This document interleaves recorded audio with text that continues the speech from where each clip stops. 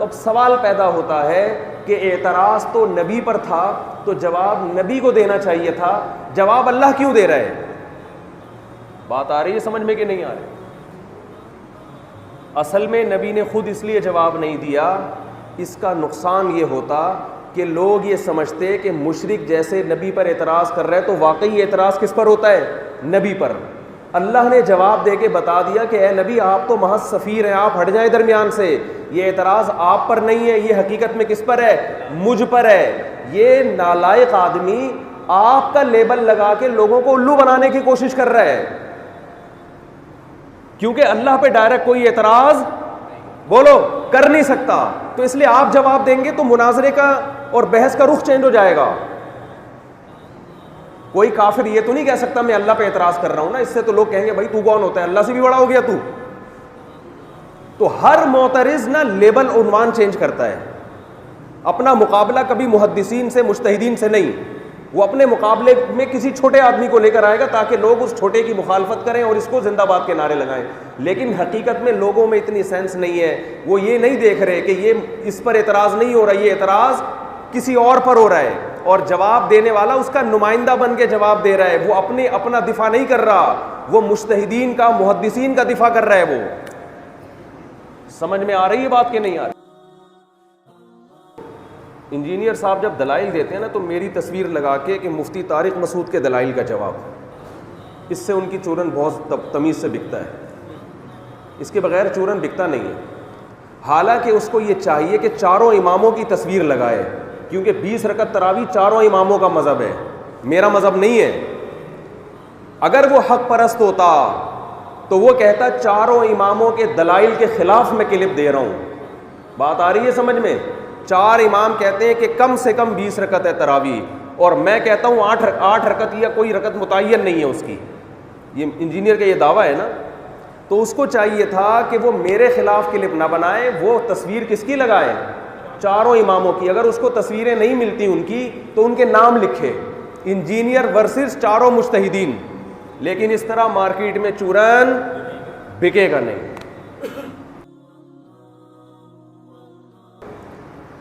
جو پھینکو ہوگا مشہور وہی ہوگا۔ انجینئر صاحب اگر یہ کہتے، ادھر توجہ رکھیں، انجینئر صاحب اگر یہ کہتے کہ سارے علماء برحق ہیں، کچھ ان میں غلط بھی ہیں، تو مشہور ہوتے ہیں بھائی، شہرت نہیں ہونی تھی۔ لوگ کہتے یار یہ تو علماء کی طرف لوگوں کو دعوت دے رہے ہیں۔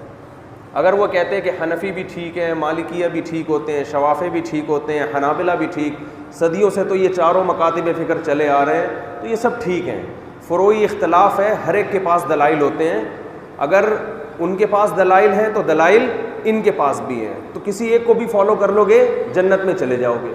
تو چورن بکتا مارکیٹ میں؟ بولو نہیں بکتا۔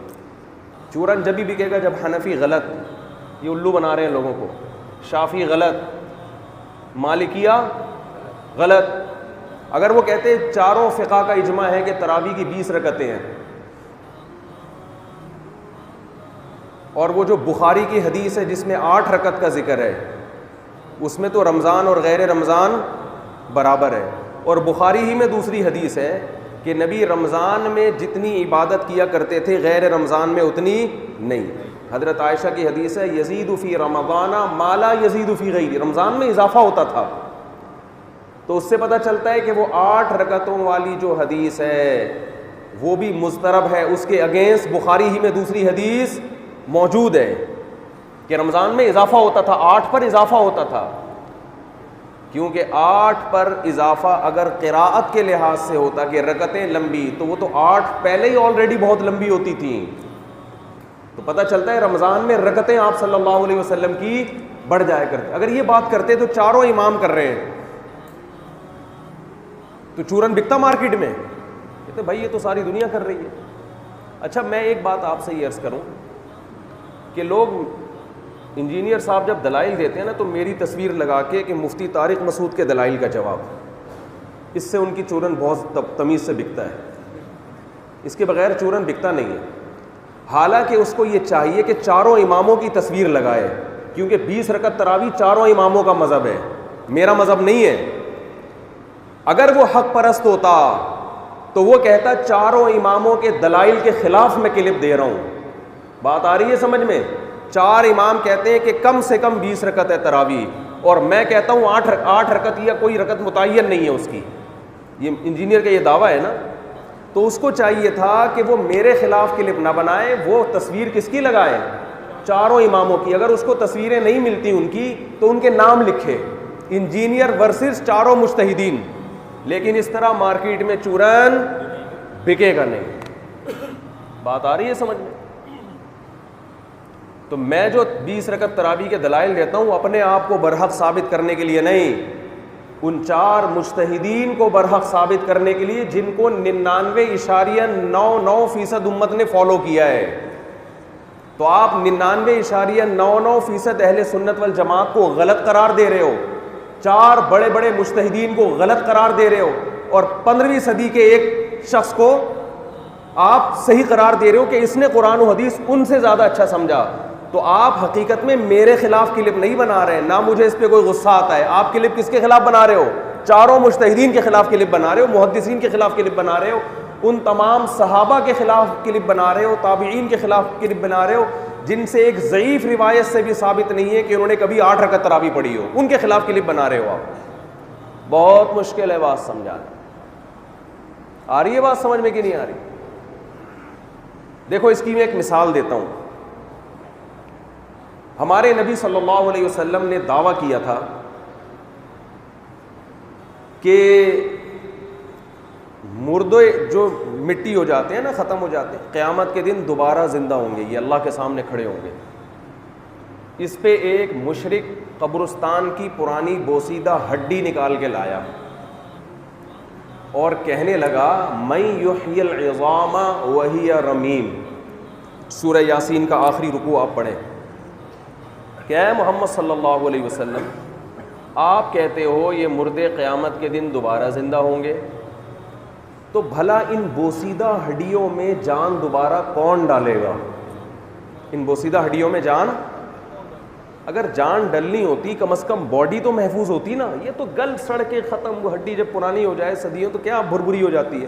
اس کو کون زندہ ایسے طنز کر رہا ہے؟ یہ طنز کس پہ کر رہا ہے؟ محمد صلی اللہ علیہ وسلم. کہ اس آپ کہتے ہو جان پڑے گی، حساب و کتاب ہوگا، اس میں کون یہ طنز ہو رہا ہے کس پہ؟ محمد صلی اللہ علیہ وسلم. لیکن جواب نبی صلی اللہ علیہ وسلم نہیں دے رہے، بلکہ جواب کون دے رہا ہے؟ اللہ. اللہ نے سورہ یاسین کا آخری رکوع نازل کیا اور نبی سے کہا کہ اس کو پڑھ کے سنا دیں.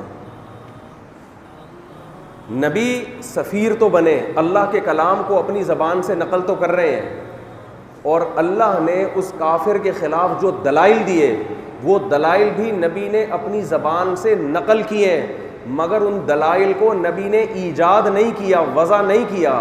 دلائل دیے کس نے؟ اللہ نے. نبی صرف کیا کر رہے ہیں؟ نقل. تو اب سوال پیدا ہوتا ہے کہ اعتراض تو نبی پر تھا تو جواب نبی کو دینا چاہیے تھا، جواب اللہ کیوں دے رہے ہیں؟ بات آ رہی ہے سمجھ میں کہ نہیں آ رہی؟ اصل میں نبی نے خود اس لیے جواب نہیں دیا، اس کا نقصان یہ ہوتا کہ لوگ یہ سمجھتے کہ مشرک جیسے نبی پر اعتراض کر رہے تو واقعی اعتراض کس پر ہوتا ہے؟ نبی پر. اللہ نے جواب دے کے بتا دیا کہ اے نبی آپ تو محض سفیر ہیں، آپ ہٹ جائیں درمیان سے، یہ اعتراض آپ پر نہیں ہے، یہ حقیقت میں کس پر ہے؟ مجھ پر ہے. یہ نالائق آدمی آپ کا لیبل لگا کے لوگوں کو الو بنانے کی کوشش کر رہا ہے، کیونکہ اللہ پہ ڈائریکٹ کوئی اعتراض بولو کر نہیں سکتا. تو اس لیے آپ جواب دیں گے تو مناظرے کا اور بحث کا رخ چینج ہو جائے گا. کوئی کافر یہ تو نہیں کہہ سکتا میں اللہ پہ اعتراض کر رہا ہوں نا، اس سے تو لوگ کہیں گے بھائی تو کون ہوتا ہے، اللہ سے بھی بڑا ہو گیا تو. تو ہر معترض نا لیبل عنوان چینج کرتا ہے. اپنا مقابلہ کبھی محدثین سے مجتہدین سے نہیں، وہ اپنے مقابلے میں کسی چھوٹے آدمی کو لے کر آئے گا تاکہ لوگ اس چھوٹے کی مخالفت کریں اور اس کو زندہ باد کے نعرے لگائیں. لیکن حقیقت میں لوگوں میں اتنی سینس نہیں ہے، وہ یہ نہیں دیکھ رہے کہ یہ اس پر اعتراض نہیں ہو رہا، یہ اعتراض کسی اور پر ہو رہا ہے، اور جواب دینے والا اس کا نمائندہ بن کے جواب دے رہا ہے. وہ اپنا دفاع نہیں کر رہا، وہ مجتہدین کا محدثین کا دفاع کر رہا ہے. وہ سمجھ میں آ رہی ہے بات کہ نہیں آ رہی؟ تو قرآن نے کیا جواب دیا؟ نبی نے جواب نہیں دیا، قرآن نے جواب دیا۔ قرآن نے جواب یہ دیا، اولم یر الانسان انا خلقناہ من نطفۃ، کیا انسان دیکھتا نہیں ہے ہم نے اس کو پانی کے ایک ناپاک قطرے سے پیدا کیا، فاذا هو خصیم مبین۔ جو اعتراض کرنے والا ہے نا، جو بوسیدہ ہڈی لے کر آیا ہے، اے نبی آپ اس سے کہہ دیں کہ یہ دیکھتا نہیں ہے کہ ہم نے اس کو پانی کے ایک قطرے سے پیدا کیا۔ جو خدا پانی کے معمولی قطرے سے، جس میں نہ آنکھ ہے، نہ ناک ہے، نہ دل ہے، نہ دماغ ہے، نہ جگر ہے، جو خدا اپنی شاہکاریاں پانی کے قطرے میں دکھا سکتا ہے، وہ اس ہڈی کو دوبارہ انسان کیوں نہیں بنا سکتا؟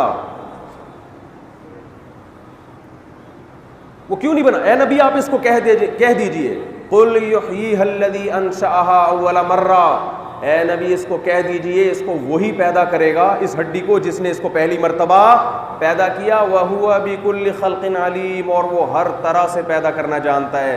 اس نے ابھی ایک طرح سے پیدا کر کے دکھایا، یہ بتانے کے لیے جو اس طرح سے کر سکتا ہے وہ کسی اور طرح سے بھی کر سکتا ہے۔ بات آ رہی ہے سمجھ میں؟ تو جو مجھ پر اعتراض کر رہے ہیں نا انجینئر صاحب، وہ تراویح کے معاملے میں اور جتنے دلائل کے معاملے میں، وہ میرا مذہب نہیں ہے۔ وہ کس کا مذہب ہے؟ اہل سنت والجماعت کا، چاروں فقہا کا مذہب ہے وہ۔ تو اب ہونا یہ چاہیے تھا کہ انجینئر ورسز چاروں امام،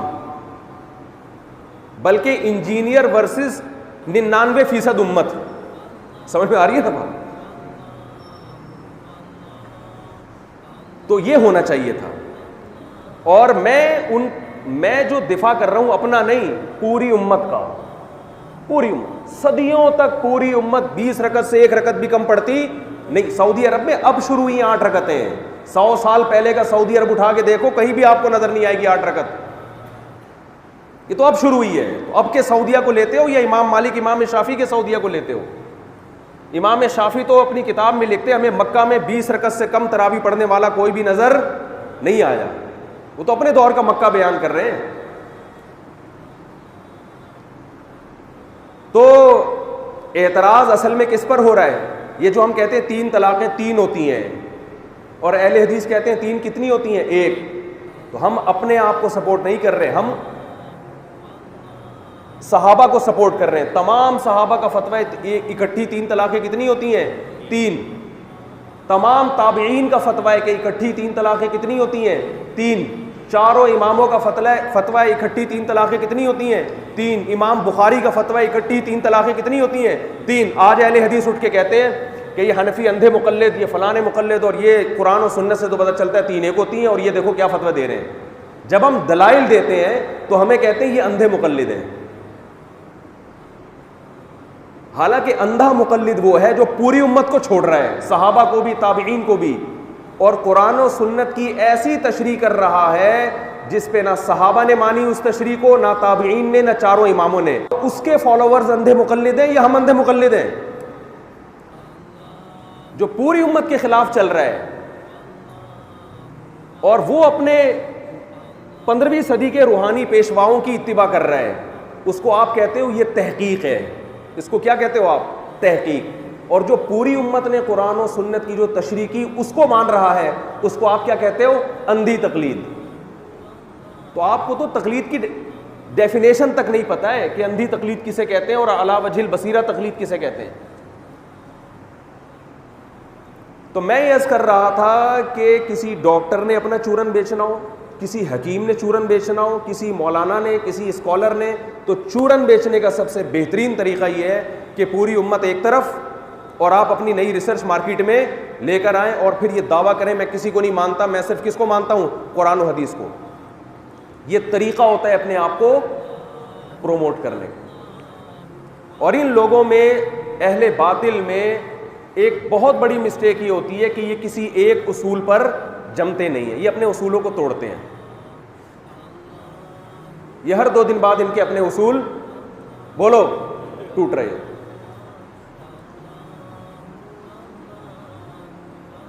ان کا دعویٰ ہے کہ ہم امت میں اتحاد پیدا کر رہے ہیں، ہم قرآن و سنت کو بیان کرتے ہیں اور قرآن و سنت کے نام پہ جو لوگوں نے غلط تشریحات کر رہی ہیں ہم ان کو روک رہے ہیں. تو کیسی علماء کے خلاف زبان. لیکن جب ان کا اپنا مفاد ہوتا ہے تو ہاتھ جا کے چوم بھی رہے ہیں, سر پہ آشرواد بھی لے رہے ہیں. غامدی صاحب کے ہاتھ چوم رہے ہیں, حالانکہ وہ حیات عیسیٰ کا منکر ہے جو امت کا اجماعی عقیدہ ہے. یہ تو قرآن و سنت میں بہت بڑی تحریف کر دی. تو اس سے صاف پتہ چلتا ہے کہ بھائی یہ ایک اصول ہے دنیا کا کہ جو سب کہہ رہے ہیں نا وہ اگر کرو گے تو آپ کی دکان چلے گی نہیں. بات وہ کرو جو پوری دنیا سے الگ ہو, اور پبلک اسی کے پیچھے بھاگتی ہے آج کل.